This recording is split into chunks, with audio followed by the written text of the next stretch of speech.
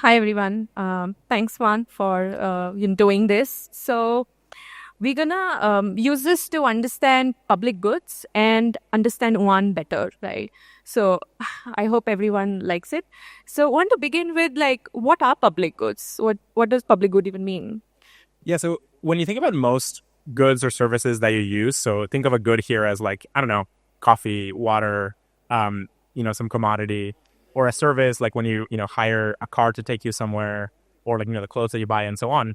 A lot of the goods that you use are private goods, meaning that when you use that, you exclude other people from using them, right? If you drink some water, that cup is kind of excludable. And from other participants. But there are public goods that are non-excludable and non-rivalrous, which are things like the air, or things like the ocean, or things like public infrastructure, like public transportation, or like a good economy, or systems like that. And those public goods end up being extremely important and valuable to the development and growth of people, of nations, of organizations. But they tend to be difficult to provision. They tend to be difficult to build because they don't fit that neatly into the current capital model. Like the current capital model works really well when you have a market of participants and you have somebody selling something on one side and somebody buying something on the other. And so markets work really well for those kinds of private goods where you have a set of participants selling and a set of participants buying. And so private goods are fairly well organized by markets. But public goods are harder to organize. This is why today most public goods in the world get built and provisioned by governments that do public funding, and things like philanthropy, where like individual people donate a lot of money and support for building out public goods that they think are important. But one of the things that is, I think, super exciting about crypto is that it enables you to build new mechanisms for funding and provisioning public goods in a crypto native context. And so you can come up with market-like structures that could work as well as markets, but for the building and provisioning of large-scale public goods. And by the way, a lot of us here, open source is like one of the most important public goods that a lot of us here use. You contribute something to the whole world, everyone can benefit from it. It is by nature a public good. And a lot of the problems and concerns come from how do you build and provision and fund open source software. Yeah. So can you talk about maybe what are the top mechanisms that you think are solving for funding public goods, or some mechanisms maybe you're really excited about? Yeah, so I think the main mechanism that a lot of groups use today is the grant program, like just being able to run a simple grant program where you have a treasury of money that's going to be given out, a set of organizers that are organizing that grant program, and then a set of applicants that propose projects. The reviewers review the programs and then give out grants. There are better versions of grant programs that are increase the distribution out to a lot of community participants being able to like weigh in on or vote on the proposals, or use things like quadratic voting on, or quadratic funding to select what things to vote for and produce. And I think that those mechanisms are really cool extensions of grant programs. Nowadays, there's a few other really cool mechanisms. So one of them, or one whole family of mechanisms, are to use retrospective funding. So this means instead of funding things prospectively, initially, before the thing is built, just let anyone build anything and reward it after the fact. And if you do this reliably and regularly enough, then it'll just happen, and people will be able to like trust that if they build something of value, the system will reward them. And so things like RetroPGF works this way. The block reward in most of these networks is a retro funding mechanism. And there's a whole bunch of other new experiments that are being built on retro funding structures where like you can couple KPIs to funding streams and things like that. Drips is another example of retro funding, but it's also an additional separate model where Drips enables you to create a large dependency graph. So think of like software dependencies or like a scientific publication graph, and then be able to connect funding flows directly on top of the dependency graph. So being able to pour money through that dependency graph. And then there's some new type of mechanisms that I think are like potentially like more like very different, like more inspiring than all of these, which is like, can you create assets, like actual concrete assets that represent impact. And so one of these is hypercerts, where you allow, some kind of impact certificate to be described as an NFT, and then enable people to buy and sell that impact. This is effectively what a carbon credit is. Carbon credits are impact certificates, but being able to do that for all kinds of impact beyond carbon markets is, I think, super compelling and super interesting. And I think I'm pretty excited about mechanisms like that. Yeah. And so, in the end, I want to know more about upcoming grant programs, which people can leverage. But before that, a few quick questions, which is like rapid fire. And you have two options, like you can skip two questions, right? Out of all. Let's go for it. Yeah, and you don't have much time to really think about it. So if you weren't building in Web3, what industry would you conquer next? If I wasn't in Web3, where would I be? Neurotech. I think AI and neurotech are kind of like the other two major scale industries. But I think neurotech is like super, super important for humanity survival. So I think like I would be working on that. In fact, I am working on that. Okay.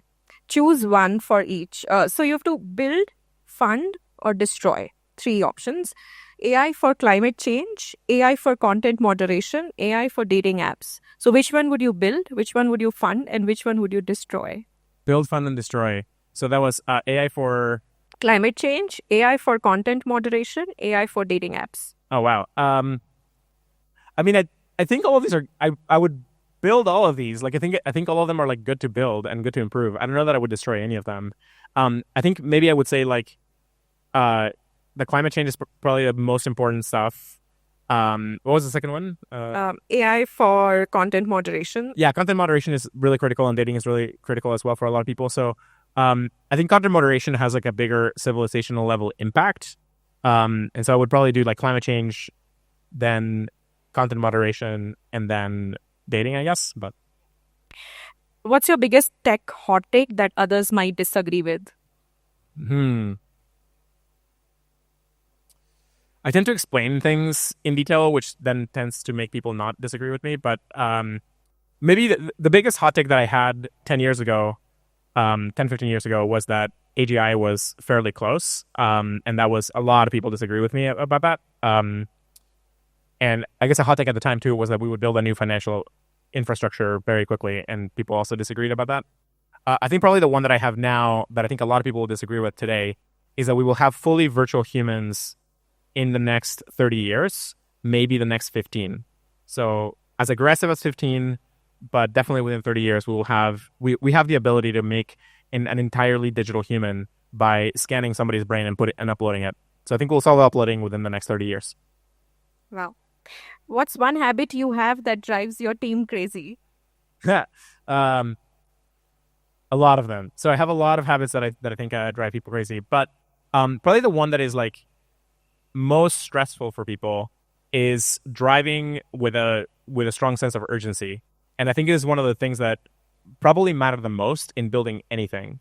So human organizations and human groups tend to slow down and tend to just not be as efficient.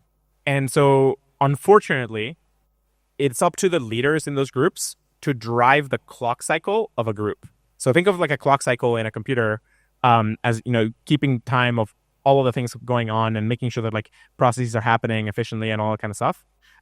Human leaders have to run the clock cycle of a team, and they have to drive that. And it turns out that you can move extremely quickly and extremely fast through lots of problems. And as a leader, you have to like force that. And so going with a very strong sense of urgency, you can achieve an enormous amount, but it is stressful and hard for a lot of teams because, you think of like, when you're in a startup environment, think of like top athlete type experience where, think of like Olympic runners or Olympic, athletes of different kinds. Like that's the level of intensity that you need to really change the world with a startup. And so working that hard and that intensely is very uncomfortable. And so I think the thing that I do that like drives people up a wall the most is like I drive a very strong sense of urgency. And I would say even I'm nowhere near the degree that I feel I need to be. And so like if I make people crazy now, like think about how Elon or other people like that like drive their teams crazy. Wow. If you could send one message to Satoshi Nakamoto, what would that be? It's a good question. Probably